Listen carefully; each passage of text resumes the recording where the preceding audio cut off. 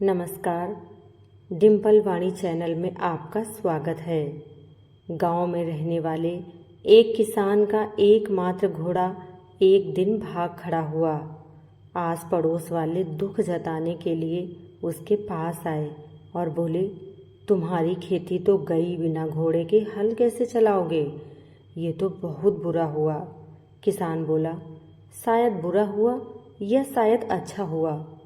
अगले सुबह किसान ने देखा उसका घोड़ा वापस आ गया और उसके साथ 6 जंगली घोड़े भी आ गए। पड़ोस वाले उसे बधाइयाँ देने पहुँच गए।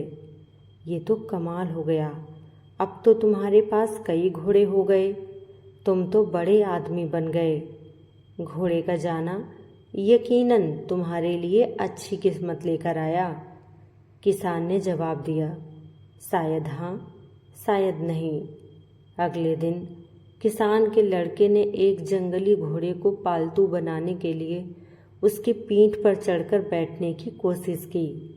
घोड़ा बड़ा अड़ियल निकला। उसने किसान के लड़के को झटक कर पीठ से गिरा दिया।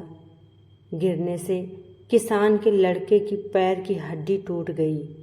ये देखकर फिर पड़ोस वाले किसान के पास अफसोस जताने आ गए, व्यर्थ में खर्चा बढ़ गया तुम्हारा, अब तुम्हारे काम में हाथ बटाने वाला भी कम हो गया, तुम्हारा तो बड़ा ही बुरा समय चल रहा है। किसान ने उन्हें देखा और बोला, शायद हाँ, शायद नहीं। एक दिन बाद अचानक देश में युद्ध की घोषणा हो गई। आर्मी के ऑफिसर गांव-गांव जाकर युवा लड़कों को जबरदस्ती सेना में भर्ती करने लगे। किसान के लड़के का पैर टूटे होने की वजह से बच गया। आर्मी अफसर के जाते ही पड़ोसी किसान को बधाई देने टूट पड़े। भाई, तुम तो बहुत किस्मत वाले हो। युद्ध में जाने वाले की जिंदा वापस आने की संभावना ना के बराबर होती है। जो लड़के गए हैं, क्या पता कोई भी वापस ना आ पाए। नसीब तुम पर मेहरबान है। किसान ने फिर वही जवाब दिया, शायद हाँ, शायद नहीं। झूठ बोलना पाप है, पर झूठ बोलकर किसी निर्दोष की जान बचाना गलत नहीं है। किसी ने आपको धोखा दिया तो आप लोगों पर भरोसा करना छोड़ देते हैं, पर हर किसी पे अविश्वास करने से जीवन नहीं चल सकता। भ्रष्ट लोगों को देखकर लगता है अच्छाई का तो जमाना ही नहीं। फिर जब एक दिन भ्रष्ट व्यक्ति को जेल हो जाती है तो हमारी आंखें खुलती हैं।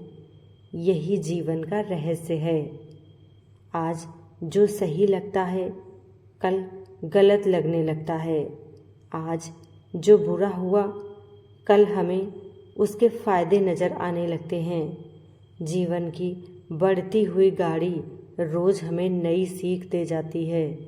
क्या सही है, क्या गलत है, यहाँ कोई पक्का फार्मूला नहीं है। इसलिए हमारे पूर्वज ज्ञान ग्रंथ कह गए हैं, विवेक से काम लो, देखो, सोचो, समझो, फिर निर्णय लो। जड़ मत बनो, पूर्वाग्रह में मत फंसो। जीवन के इस अनोखे रहस्य की कहानी को शेयर और फॉरवर्ड ज़रूर करें, जिससे और लोग भी इसे पढ़ और सुन सकें। चैनल को सब्सक्राइब करें। धन्यवाद।